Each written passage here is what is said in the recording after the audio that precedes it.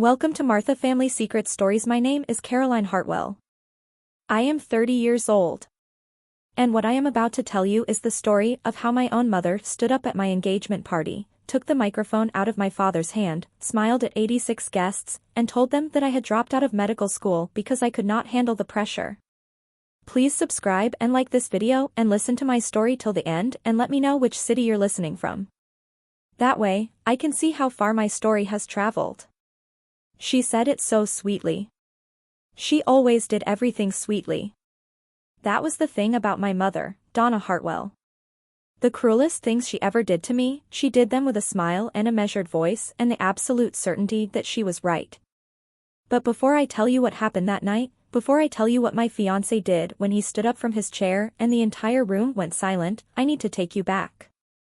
Because you cannot understand that evening without understanding the 6 years that built up to it. And those 6 years, those 6 years almost broke me in a way I am only now beginning to fully name. I grew up in Haverford, Pennsylvania. If you know the area, you know what that means. Old money streets. Tree-lined neighborhoods. Country club memberships that get handed down through generations like family silver. My parents belonged to the Westbrook Cricket Club. The kind of place where you did not simply play tennis.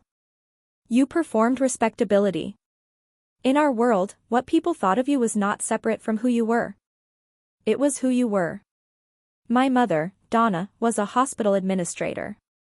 Sharp, polished, terrifyingly composed. She could walk into any room and within 30 seconds she had already calculated every power dynamic in it. She made around $180,000 a year, but you would never know it from how carefully she managed every single surface of our lives. Every dinner party, and there were many, 12 to 16 guests on average, was choreographed like a theatrical production. The right wine. The right conversation. The right amount of humble mixed with just enough impressive. She had it down to an art form. My father, Lawrence, was vice president of financial operations at a regional pharmaceutical company called Pentridge Biomedical, based about 20 minutes from our house. He had the kind of job that sounded impressive at cocktail parties. He wore expensive suits and talked about market positioning and strategic growth initiatives, and he performed, too. Looking back now, I can see that we were all performing, all the time. I went to private school. $32,000 a year for tuition. I did well. Well enough to keep the family story going. And the family story was simple. The Hartwells were successful, stable, respectable. We had difficulties, of course, but we handled them with grace. We did not air our troubles. We solved them quietly and moved on and never spoke of them again. When I got into the University of Pennsylvania's medical school in April of 2017, one of 150 students accepted that year, my mother cried. Not from joy, exactly. From relief. She had spent 22 years investing in this moment. Her daughter, the future doctor. It was the ultimate proof of everything she had ever claimed about our family. I remember her standing up at the celebration dinner, wineglass raised, saying, to Caroline, who worked so hard, who never gave up. And I saw it. That flash of something behind her eyes. Not pride. Triumph. Like she had just won a very long game. She had no idea how quickly she was about to cash that win in. Medical school was hard. I know everyone says that. But until you are inside it, until you are standing in an anatomy lab at 11 at night trying to locate a nerve without cutting it, until you are on the regional rail at 6 in the morning with your notes spread across your lap and your eyes burning, you do not truly understand. My first year GPA was 3.76. Top 25% of my class. I was not drowning. I was not struggling. I was thriving. I had a study group. I had a lab partner named Sophie, funny and sharp and from New Jersey, who made those long hours feel like something worth showing up for. I was exactly where I was supposed to be. Second year started in August of 2018. I felt ready. Confident, even. And then December came. My father started coming home early. 3 days in a row that first week of December. In our family, you did not leave work early. Early departures meant weakness or, worse, trouble. I asked him about it once. Is everything okay at work, Dad? Just some year-end reorganization, he said. Nothing to worry about. But the way he said it. Too smooth. Too quick. On December 18th, my mother canceled our annual holiday open house. We always had it. 45 to 50 guests. Catered appetizers. The house decorated like a magazine spread. She sent the cancellation email a week before. Subject line, postponing this year's gathering. Reason given, your father isn't feeling well. That was not like Donna Hartwell. She once showed up to a charity gala with a stomach bug because canceling would have looked weak. Appearances always mattered more than comfort. Always. Canceling the open house meant something had gone very, very wrong. Looking back now, I can trace every crack in the foundation back to that December. My father coming home early. My mother checking her phone obsessively at dinner. The holiday party that disappeared. All of it was pointing towards something I did not yet have the information to see. On January 8, 2019, my mother called me into the library. It was 7:30 in the evening. I had just come back from campus. I was exhausted. We'd had a practical exam that morning and I was planning to make tea and go over my notes before bed. Caroline, sit down, she said. Her voice had that surgical precision she used when delivering difficult news to hospital staff. I sat. There were financial documents spread across the mahogany table. Not medical charts. Not hospital reports. Documents with my father's company letterhead. Your father's company is going through a restructuring, she said. He has been placed on administrative leave while they sort through some irregularities. Irregularities? Financial discrepancies. An internal audit. It's complicated. She folded her hands. The point is, we are facing a temporary financial emergency. We need you home. My stomach dropped. What kind of emergency? The kind where we need to be strategic. She slid a paper across the table toward me. It was a form from Penn's Student Affairs Office. Voluntary medical leave. You want me to take a leave from medical school? Just for 1 semester. Maybe 2. Until we get things stabilized. Mom, I am in the middle of second year. If I leave now, the path back becomes so much harder. You'll come back, she said firmly. This is temporary. But right now, we need you to help the family through a difficult time. I looked at my father. He was standing in the doorway, silent. He had not moved the whole time. Dad? Your mother is right, he said quietly. We need to make some adjustments. What about my education fund? I've already paid for the spring semester. We have $127,000 left in your 529 account, my mother said. We will need to redirect that temporarily for legal expenses. Just until your father's situation is resolved. Legal expenses? Corporate lawyers aren't cheap, Caroline. I stared at both of them. This was insane. I was doing well. I had a future mapped out in front of me and they were asking me to step off the path entirely. But she was my mother. She had raised me. She had always known what was best. If she said it was temporary, if she said it was necessary. How long? I asked. A semester. Maybe 2. We'll reassess. She pushed the form closer. I have already spoken with the Associate Dean's office. They are expecting your request. That sentence should have stopped me cold. She had spoken to them before she even spoke to me. But I was 23 years old and exhausted and sitting across from 2 people who had shaped everything I knew about the world. And so I signed. January 15, 2019. The reason I wrote on the form, family health emergency requiring caregiver presence. That is what I thought I was doing. Being a caregiver. Helping my family through a crisis. I did not read the fine print carefully enough. I did not ask what my mother had written in her own email to Penn. I simply trusted her. That was my first mistake. And I wish I could go back to that room. I wish I could go back to that girl sitting at that table and say, read everything. Ask every question. Trust nobody's version of your own story but your own. But I could not. And so what happened next, what my mother did in the weeks that followed, what she told Penn in writing and what she told my future husband before I even met him, that is what I need you to stay for. Because it gets so much worse before it gets better. Stay with me. I started working on January 28th. Clinical research coordinator at a biotech company in King of Prussia. $52,000 a year. It was not medical school but it was healthcare adjacent and I told myself it was a detour, not a destination. I told myself I would be back at Penn within a year. I genuinely believed that. My mother withdrew the education fund on February 14th. Valentine's Day.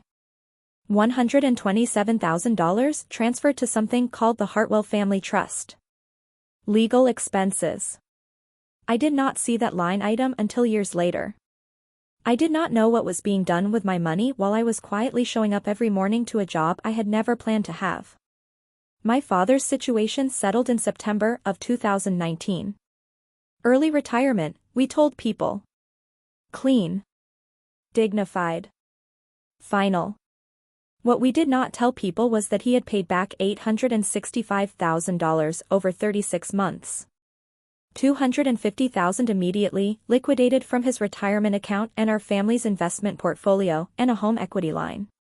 The remaining $615,000, $17,000 a month for 3 years. My $52,000 salary helped cover part of that monthly wait while my parents made their payments. I lived at home. I did not ask questions about where my paycheck was going. I just worked and came home and tried not to think about the life I had paused. But other people were thinking about it. In March of 2019, at a neighbor's garden party, I overheard my mother talking to someone across the garden. Caroline needed a break, she was saying. Medical school is very demanding. Needed a break. That was not what she had told me. She had told me family emergency, strategic resource management, temporary sacrifice. She had not said anything about me needing a break. By May, the story had shifted again. Medical school was not the right fit for Caroline, I heard her say at the club one afternoon. I went to her that night. Why are you telling people it wasn't the right fit?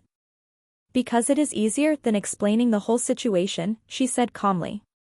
People do not need to know our private business. But it makes it sound like I could not handle it. Caroline, you are being sensitive. Did you? A pause. I told him you went through a difficult time. Which is true. You told him I was unstable. I never used that word. But that is what you meant.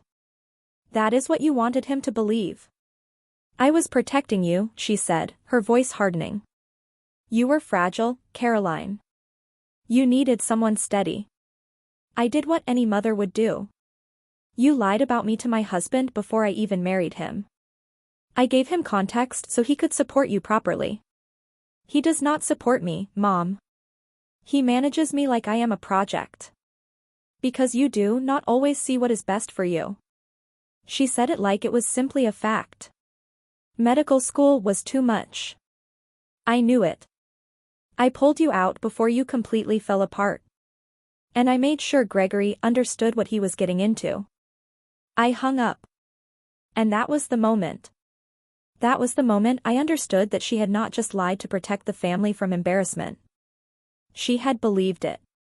She had told the story so many times and in so many directions that it had calcified inside her into something she experienced as truth. And if she had told Gregory that version of me before we married, what else had she told?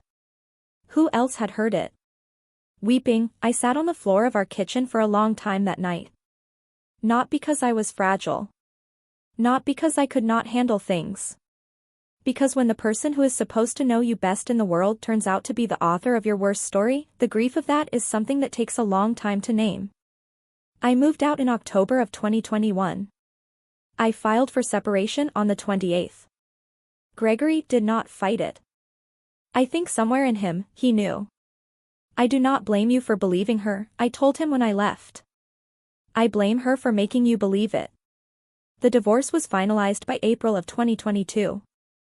And then, just a few months later, I found something in a stack of tax documents that changed everything. Stay with me.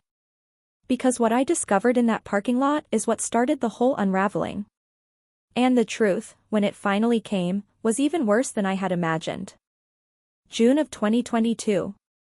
I was going through divorce paperwork, tax documents Gregory's lawyer had sent over, forms we had filed jointly that needed separating. Schedule A, itemized deductions. And there it was, almost buried in the numbers. Education fund withdrawal penalty. $127,000.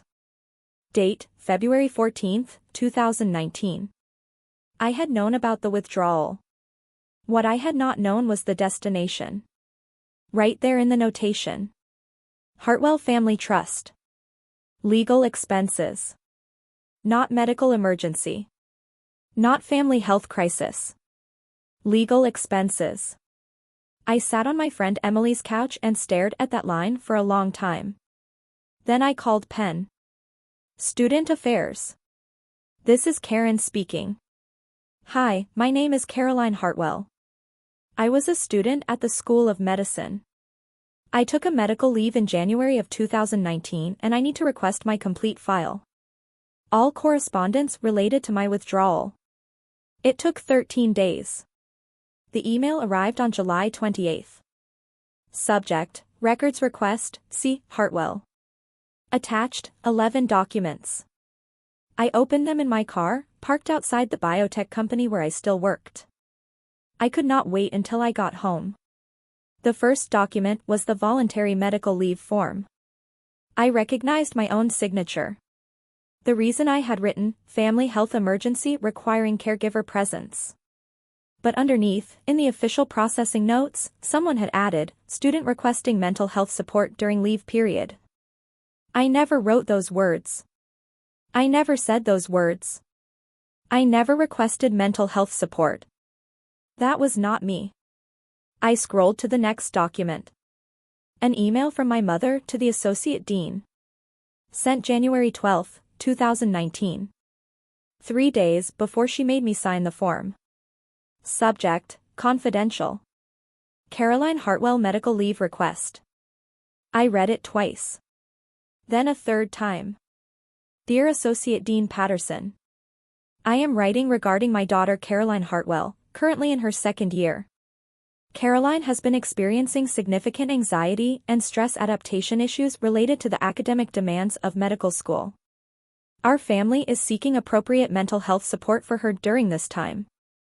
We respectfully request accommodation for voluntary medical leave effective immediately. We appreciate your discretion in this sensitive matter. Sincerely, Donna Hartwell. Anxiety and stress adaptation issues. Mental health support. Our family is seeking. Not Caroline is seeking. Our family. She had written to the institution, in writing, with official subject lines and professional language, and told them that I was falling apart. She had created a record. An institutional record. With my name on it. 3 days before she sat me down at that mahogany table and told me there was a financial emergency. She had already built the story before she asked me to walk into it. I sat in that parking lot and I felt something crack open in me that was not sadness and was not even anger. It was something colder and cleaner than either of those. Pure, undecorated realization. They had not just taken my money. They had taken my story. And they had filed it away in an official place where it could follow me. Over the next few weeks I pieced together everything. My father's situation at Pentridge Biomedical had involved $865,000 taken over 2 years through fabricated vendor invoices and inflated consulting contracts. The internal audit had begun in December of 2018.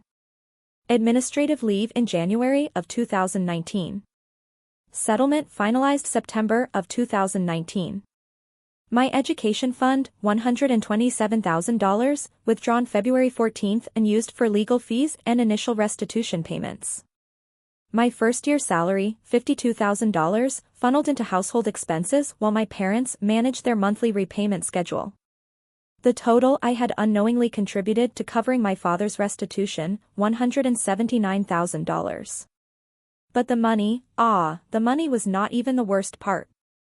The worst part was that my mother had looked an associate dean in the eye, in writing, with institutional authority, and described me as mentally unstable. She had used the language of mental health, not because I had a mental health crisis, but because it was useful. It was a credible cover story that made the financial extraction invisible.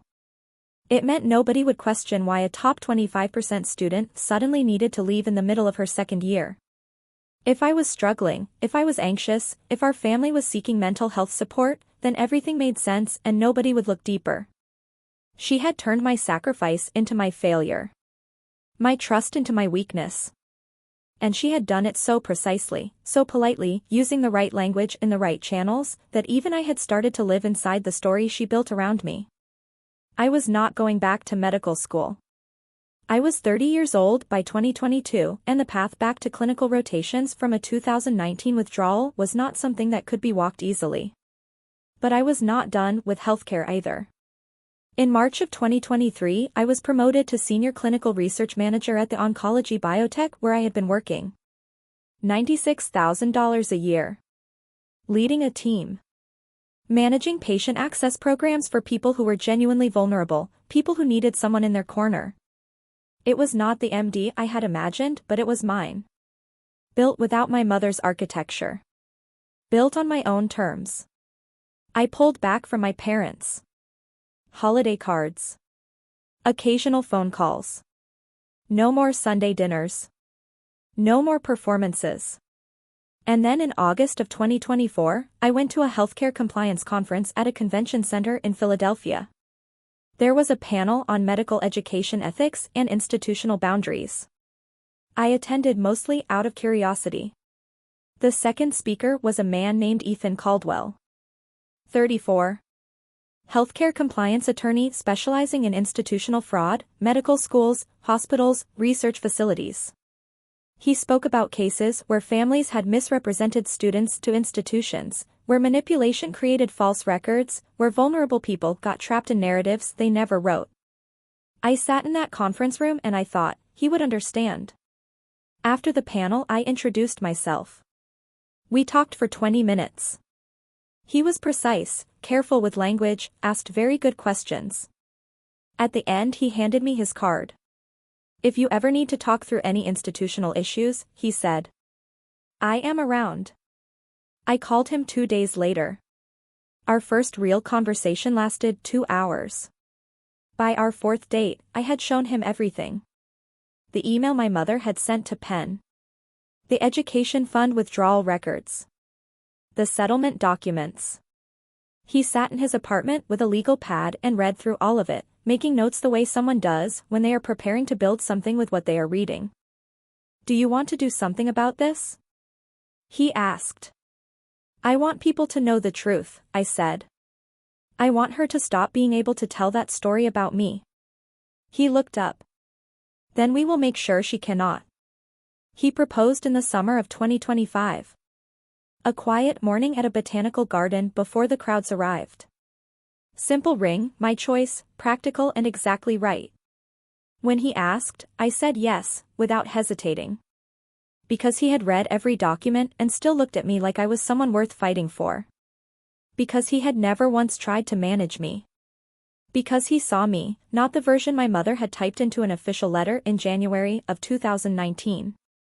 When my mother insisted on hosting the engagement party, Ethan looked at me and said, "Your call entirely." I thought about it for a long time. Let's do it, I said. But on our terms.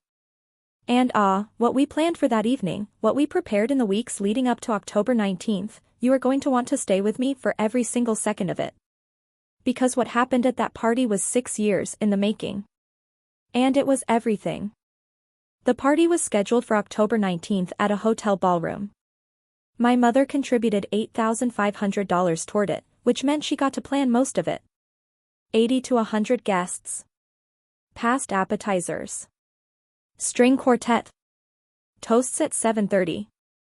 She was in her element from the first planning call. What she did not know was that Ethan had contacted the venue 2 weeks before the party. We would like to set up a photo slideshow during the toasts, he told the event coordinator. Candid pictures from our relationship. Something sweet for the guests. The coordinator loved it. Photo slideshows were standard. Romantic, expected, completely normal. The hotel arranged a 120-inch screen and a projector system.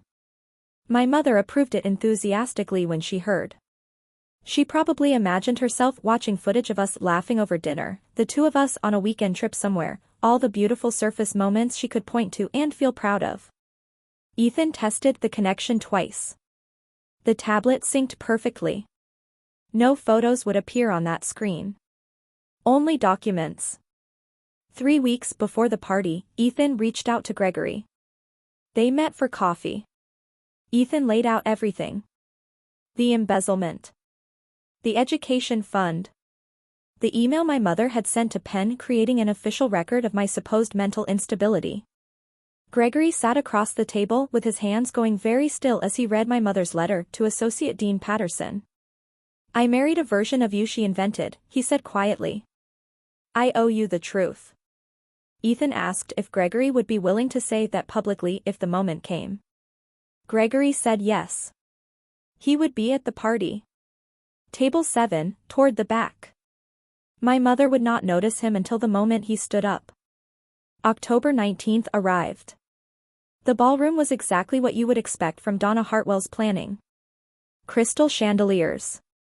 Marble floors. Flower arrangements that cost more than most people's rent. 86 guests came in between 6:30 and 7. Friends.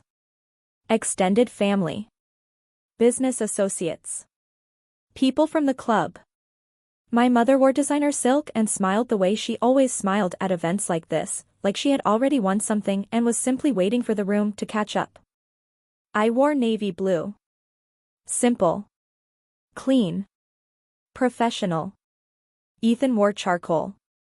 We stood near the bar and greeted people and I felt completely calm in a way that surprised me. Not numb. Calm. The way you feel when you know exactly what is coming and you have made peace with it. At 7:30, the string quartet finished. Time for toasts. The event coordinator handed the microphone to my father first, as planned. He started to speak, something about being proud, about family, about legacy. My mother took the microphone from his hand. I would like to say a few words about Caroline, she said. Warm. Practiced. Completely controlled. She talked about my childhood. My sensitive nature. How I had always needed a little extra guidance. The room smiled the way rooms smile when they think they are about to hear something touching. And then she went for it. Medical school at Penn was too much pressure for Caroline, she said. She dropped out in her second year. She simply could not keep up with the demands. A sympathetic tilt of her head. And her first marriage, well, some people just are not ready for that kind of commitment. A nervous murmur moved through the crowd. Uncomfortable glances. My friend Emily's face went wide with something that was half horror, half recognition. I stood very still. My father started to add something. Probably another carefully constructed sentence about my fragile constitution, about how they had supported me through such a difficult period. Ethan stood up. He had a leather portfolio in his hand. His voice when he spoke was completely level. The voice of someone who has done this before in rooms that mattered. Mrs. Hartwell, he said. Before you continue, would you like to tell everyone why you actually pulled Caroline out of medical school? Or should I do it for you? My mother's champagne glass slipped from her fingers and hit the marble floor and shattered. The entire room stopped breathing. Ethan walked toward the screen. The event coordinator, who had been standing nearby with the remote, handed it to him without question. The screen lit up. Not with photographs of us on vacation. With an email. Donna Hartwell to Associate Dean Patterson, Pullman School of Medicine. Date, January 12, 2019. Subject, confidential. Caroline Hartwell medical leave request. Ethan did not read every word aloud. He did not have to. The key phrases were highlighted in yellow. Caroline has been experiencing significant anxiety and stress adaptation issues. Our family is seeking appropriate mental health support for her. We respectfully request accommodation for voluntary medical leave. 86 people read those words in real time. Someone gasped. My mother's sister, Aunt Margaret, who was seated at a front table, whispered, "Donna, what is this?" My mother tried to speak. That is taken out of context, let me provide. Ethan's voice was steady. This email was sent 3 days before Caroline signed her medical leave form. Caroline was never told about this email. She did not request mental health support. She did not know her mother had told the institution she was experiencing stress adaptation issues. He pressed the remote. The next document appeared. Bank withdrawal record. February 14, 2019. $127,000 from the Hartwell Family Education Trust. Destination, Hartwell Family Trust. Legal expenses. Caroline's education fund, Ethan said. Withdrawn without her knowledge or meaningful consent. Not for a family health emergency, as she was told. For legal expenses. People were leaning forward now. Reading. Doing the math. He pressed the remote again. Employment separation agreement. Lawrence Hartwell and Pentridge Biomedical. September 2019. Certain details were redacted. Ethan had been careful about that. But one line was left completely visible. Restitution, $865,000 over 36 months in resolution of financial misconduct. Not severance. Restitution. Financial misconduct. My father's face went the color of old brick. This is a private matter, he said. Ethan looked at him. Your wife just called your daughter a medical school dropout who could not handle the pressure, in front of 86 people, at her own engagement party. She made it sound like Caroline failed. So let me be very clear about what actually happened. He turned to face the room. Caroline did not drop out. She was pulled out. In January of 2019, Mr. Hartwell was under investigation for taking $865,000 from his employer. His wife told Caroline there was a family financial emergency. She asked her to take medical leave and start working to support the household. And then she sent this email to Penn, creating an official institutional record that Caroline was mentally unstable. Caroline's education fund paid for legal fees. Her salary helped cover restitution payments. And over the following years, her story was rewritten so thoroughly that even she started to believe it. My mother tried to interrupt. I was protecting my family. You were protecting yourself, Ethan said. His voice did not waver. And I am not finished. He paused. Mrs. Hartwell also told Caroline's first husband before they married that Caroline had had a breakdown at medical school. That she was fragile. That she needed someone stable to manage her. A chair scraped. Gregory Whitmore stood up from table 7. My mother's head turned toward him so fast I heard the room notice it. She told me the same thing, he said. His voice was quiet but it carried. That you had a breakdown, Caroline. That you could not handle the stress. That I needed to be patient with you because you did not always recognize your own limits. He looked at my mother for one long moment. I believed you. I am sorry, Caroline. I should have questioned it. Weeping would not have been enough for that moment. The weight of it was something else entirely. Something that went past tears into a kind of vast stillness. I stood up. My voice when I found it was steady in a way I did not fully expect. I was in the top 25% of my class, I said. My first-year GPA was 3.76. I was not struggling. I was not failing. I was not falling apart. You pulled me out to pay for Dad's mistakes. You took my education fund. You told my institution I was mentally unstable. You told my husband I had had a breakdown. And then you spent 6 years telling everyone who would listen that I was too fragile to finish medical school. I looked around the room at every face. I did not fail, I said. You did. The room went absolutely silent. And then my mother's heels clicked on marble and she walked out.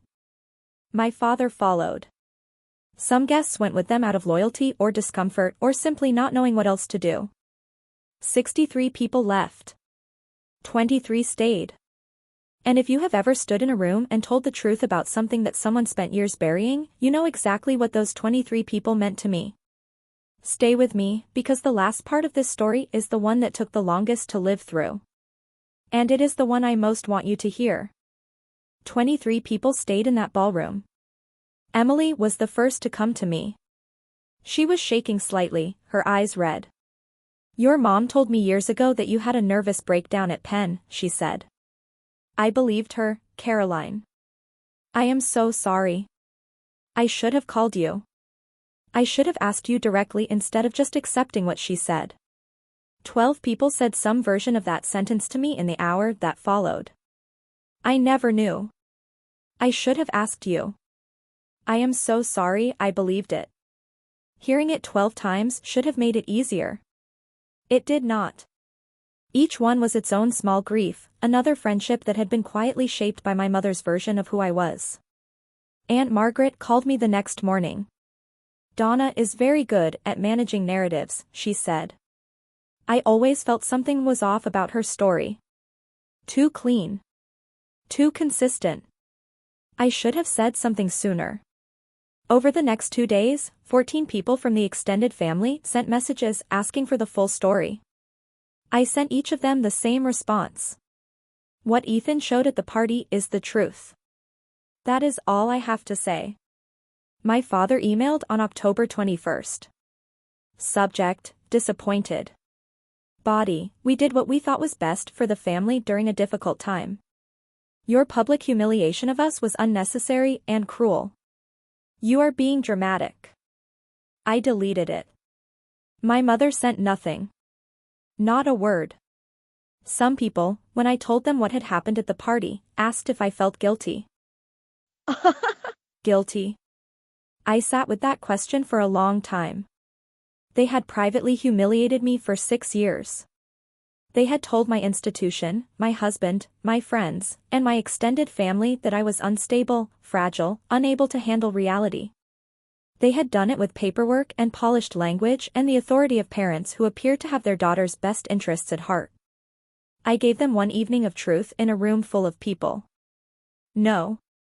I did not feel guilty. Ethan and I decided to elope. February 14, 2026. 8 people. Emily. Sophie, my old anatomy lab partner from Penn who drove up from New Jersey and held my hand before the ceremony started and did not say anything, just held my hand, which was exactly right. Ethan's parents and his sister. Aunt Margaret. 2 of Ethan's closest friends. Not my parents. Not the club members. Not the people who had nodded along for years when my mother talked about my fragile constitution and my inability to handle pressure. Just the ones who saw us clearly. Tell me in the comments below if you have ever stood where I stood. If you have ever had someone in your life, someone who was supposed to protect you, rewrite your story in official language and then spend years making sure everyone believed their version over yours. And if you have dealt with something similar, share your story. You are not alone. Subscribe for more stories about standing your ground and reclaiming your life. On December 1, 2025, I was promoted to Director of Patient Access Programs. $118,000 a year. Managing a team of 6. Building advocacy programs for patients who have been failed by the systems that were supposed to help them. People who know what it is like to have someone in authority tell a story about them that is not true. I understand them better than I ever expected to. I did not get my medical degree. But I got here on my own terms, and nobody's email can touch that. In January of 2026, I enrolled in a part-time public health policy program at a university in Philadelphia. This time, no administrator had been emailed about my mental state. This time, no one could pull me out. Gregory sent me a message in November. 3 paragraphs. Genuine and careful. I should have questioned what they told me, he wrote. I should have asked you directly. I am sorry I married the version of you they invented instead of finding out who you actually were. I wrote back, thank you. Some apologies cannot fix things, but they acknowledge that the break was real. That matters. I started therapy that same month. Not because I was unstable. Because I was finally stable enough to process what had been done to me, and I deserved to do that with someone who was on my side. My therapist asked me once, when did you start believing your mother's version of you? The day I signed that form, I said. And that answer sat in the room between us for a long time. Because the hardest part was not what they took. The hardest part was how long I carried their version of the taking as if it were my own memory. As if I had failed instead of being failed. I have very little contact with my parents now. Holiday cards. That is all. My mother still believes, as far as I can tell, that she was simply managing a difficult situation. That she protected the family. That what she told Penn and what she told Gregory and what she told Sophie and what she whispered at garden parties for years was just her version of care. She does not see the difference between protection and erasure. I am not sure she ever will. My father sent a few more emails. Family is family. We should talk. This has gone on long enough. I stopped responding. Some people do not want reconciliation. They want compliance. And I have given enough of myself to that request to last a lifetime. On February 14, 2026, Ethan and I got married at the botanical garden where he had proposed. 8 guests. Outdoor ceremony. Simple vows. When it was his turn he looked at me and said, I promise to always see the real you. Not the version anyone tried to write. Not the story they told about you in rooms you were not in. Just you. Weeping would not even cover what I felt standing there in that morning light. It was something quieter and more permanent than weeping. It was the feeling of coming home to yourself after a very long time away. Here is what I want you to understand before you go. Some families do not destroy you loudly. They do it with paperwork. With polite emails to administrators. With stories told in your name to deans and husbands and friends at garden parties.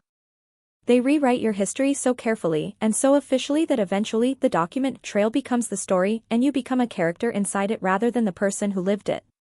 The truth does not always arrive quickly.